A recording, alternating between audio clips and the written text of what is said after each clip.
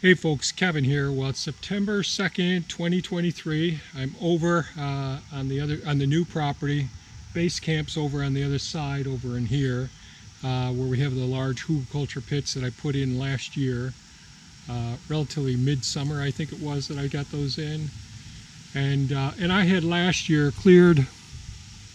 Well, I'd put a couple of hugelkultur pits, and for those of you not familiar with hugelkultur pits, what it is as I'm clearing an area, and often I'll take and trees that need to come down for whatever reason, I'll cut off the root ball, cut off the branches, and most people will take the root balls and the branches, pile them all up, and create quite a burn pile. That isn't the way that we go about things here. Basically, we take those materials, I dig a big pit in the ground with the excavator, and then take the dirt, put it to the side. I'll use that dirt elsewhere. Fill in the hole. So here's one of last year's ones. So the hugelkultur pits that I put in initially over there at base camp on the other side of the little forested area here, those are all sealed in real well, no sinkholes or anything. The materials it breaks down will gradually settle, but there are some sinkholes here because I didn't jam pack it as well. I've got 2 spots and one more spot that I just have to add some more fill to. But earlier, about a month ago, I brought the new direct drive brush mower made by Prime Attachments. A really powerful unit, and I was able to come in here and take down a lot of the smaller dead trees and take out lots of the grapevines. You can see some grapevine right there. There's some right here. And even though we have a whole bunch of trees that are still standing that are dead, I don't want to take them all down yet because I've got way more than what I can handle.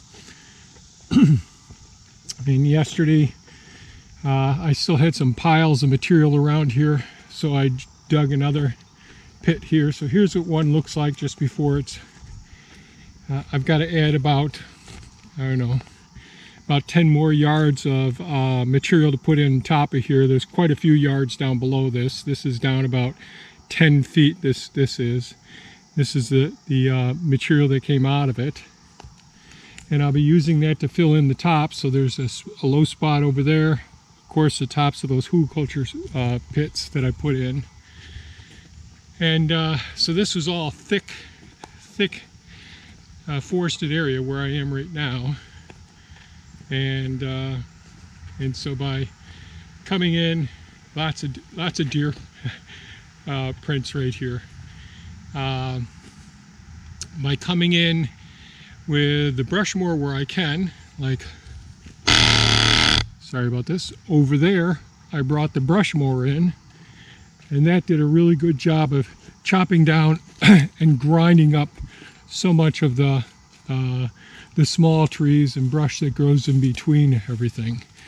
And so that really knocked things down. Then I can go in with the excavator, drag the material, bring it all out, and bury all of the material that's on the ground. Someday I'll get a rake for the front of the excavator. Right now I'm just using the 3-foot excavator bucket. And I've got lots of pruning to do, all the low limbs. But I'm working my way around up in here, bit by bit.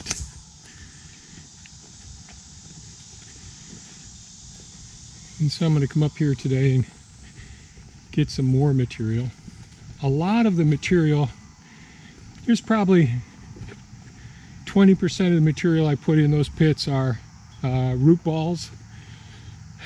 Probably 30% is grapevine, and the rest is branches and small brush and all. When I come in and I use the teeth on the bucket and just sort of pull the material here, I can damage the roots to some of the trees, but this at least allows me to get in there and get a little bit further and clear the areas that I want to clear. I did brush mow up there about a month ago, but we've had so much rain I haven't finished brush mowing the pastures and all on the property. And on the other side of the forested area here, is the roadway that I started creating coming up. So every place that I'm going to on the property, and each piece of property they go to, I want at least 2 access roads where I can get a vehicle in and a trailer behind it and all. One of the things that's good about this roadway that I'm going to be putting in over on this side is it has a nice slope to it. It levels out here some, but it's got a real gradual slope going down the hillside. That is a big advantage, because when you do have significant rainfall and all those flat areas that are there, any ruts or holes from trees that have toppled over, little dips in the ground, that'll all create places where mosquitoes can reproduce. But the other thing is that it's a place where the sediment settles, and then it's not good for traveling through, because it'll get real muddy, and it's not great. So all down there, it's not bad at all. Good solid ground below it. Up here where it gets flatter, there's little undulations in the surface of the soil up there. And of course, it grows like crazy up in there. So we got lots of beautiful, rich soil, but it's a place where you could get stuck. So over on the other side of the forest over here, we have the an area that's pretty flat with undulations next to a stone wall, and where the drainage comes from the high part of the property sets there. So it's pretty deep, rich soil, probably about 18 inches thick, deep, 12 to 18 inches deep of sediment that's set in there. And me coming up and trying to work over there, I buried the excavator tracks right up to the top of the tracks. It's much easier to work in this area because there is that gradual slope. I'll finish that area eventually, but I've got to dig out lots of stone from stone walls and create a nice base that I can drive on, and flatten it out so it doesn't have the undulations where the water can pool and all. So that's what I've been up to, is working over here and in the other spot over there. But I can't work over there anymore because it's a little bit too wet. So today I'm gonna grab up more of this brush material, chop up some of the woody material in here, drag out a little bit more from the locations and top off that hugelkultur pit, and take some of that soil, cap off the hugelkultur pit, take the rest of the soil and start filling in low spots as well. Last fall, one of the things I did do, so this is the property line between the neighbors and us. Last fall I came up here and planted swamp white oaks down here in a line, and for the most part, is there one here? Just came over to one. This one didn't make it. Let's see if this one did.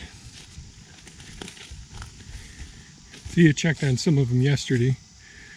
No, I don't see one there. So we'll have to replace a lot of these this fall. So here's a swamp white oak inside of this tree tube.